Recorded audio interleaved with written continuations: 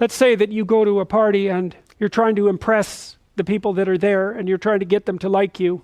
And so you maybe get jabbed at a little bit and you laugh and you go along with everyone so that they like you. And then you go home and you're bitterly resentful about the way that you were put down at this party.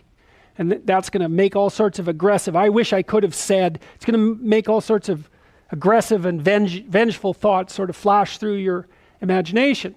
Well, the first part of the problem is that you were too much persona, right? You sacrificed yourself in some sense at the party so that people would like you.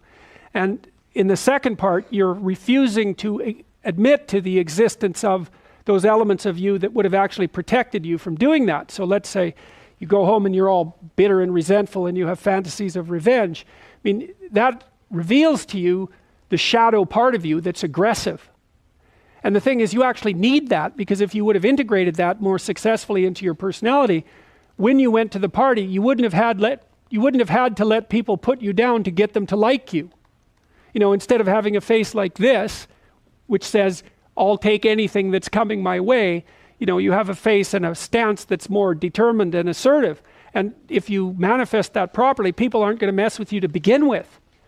But you may have already adopted a morality that says, well, I have to be likable and I shouldn't do anything that causes any conflict and I shouldn't ever, hurt anybody's feelings. And so you're just to present yourself as a punching bag, and you think that that makes you a good person, but it doesn't. And there's no integration of the shadow in that situation.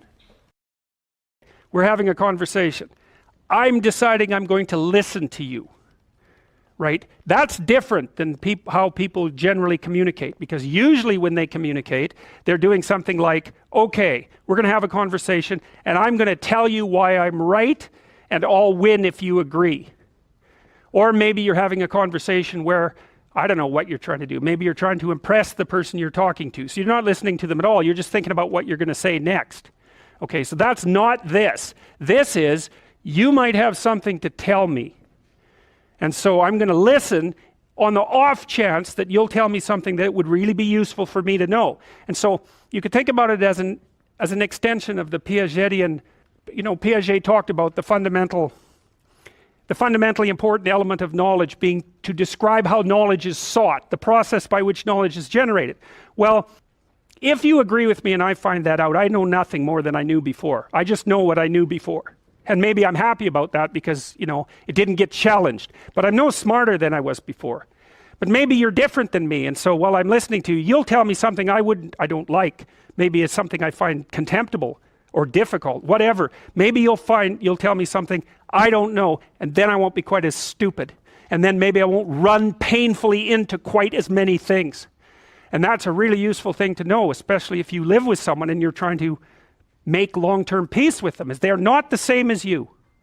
And their way they look at the world and the facts that they pull out of the world aren't the same as your facts. And even though you're going to be overwhelmed with the proclivity to demonstrate that you're right, it is the case that two brains are better than one. And so maybe 9 of the 10 things they tell you are dispensable, or maybe even 49 out of 50, but one thing, all you need to get out of the damn conversation is one thing you don't know. And one of the things that's very cool about a good psychotherapeutic session is that the whole conversation is like that. All you're doing is trying to express the truth of the situation as clearly as possible. That's it. And so now Roger's proposition, and I'll tell you why he derived it, was that if you have a conversation like that with someone, it will make both of you better. It'll make both of you psychologically healthier. So there's an implicit presupposition that the exchange of truth is curative. Well, that's a very cool idea. I mean, it's a very deep idea. I think it's the most profound idea. It's the idea upon which Western civilization, although not only Western civilization, is actually predicated. The idea that truth produces health. But for Rogers, that was the entire purpose of the Psychotherapeutic Alliance. You come to see me because you want to be better. You don't even know what that means necessarily, neither do I. We're going to figure that out together.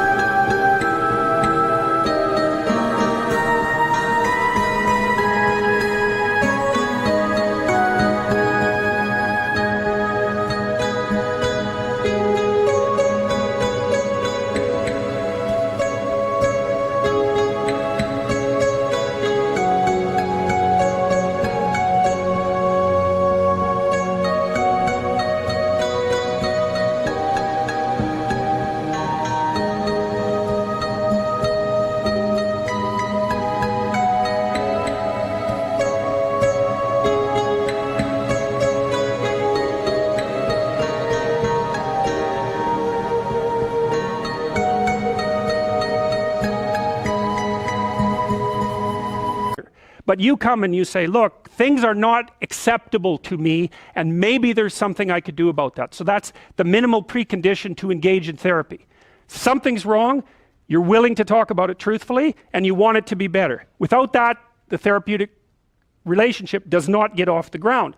And so then you might ask, well, what relationships are therapeutic? And the answer to that would be, if you have a real relationship, it's therapeutic. If it isn't, what you have is not a relationship. God only knows what you have. You're a slave, they're a tyrant, you know, you're both butting heads with one another. It's a primate dominance hierarchy dispute.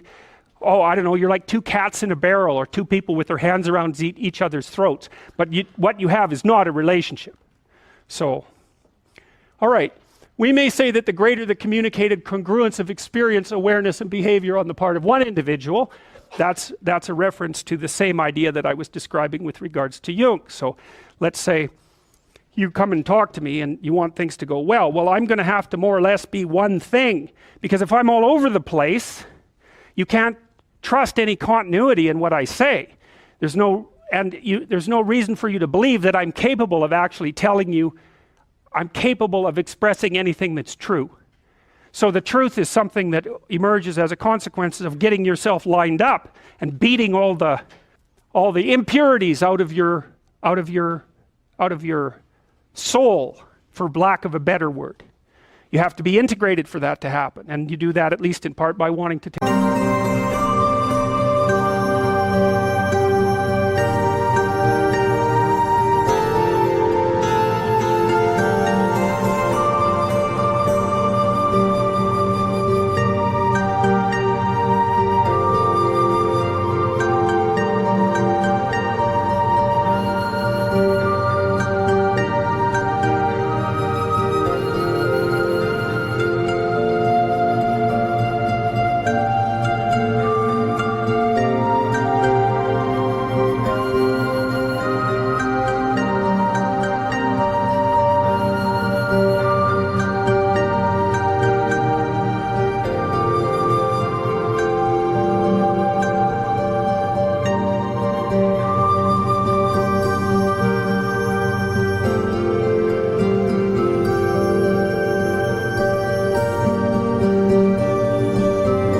tell the truth.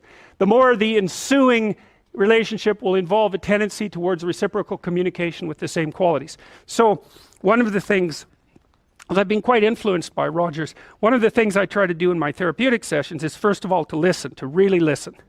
And then while I listen, I watch, and while I'm listening, things will happen in my head. You know, maybe I'll get a little image of something, or I'll get a thought or a question will emerge, and then I'll just tell the person what that is.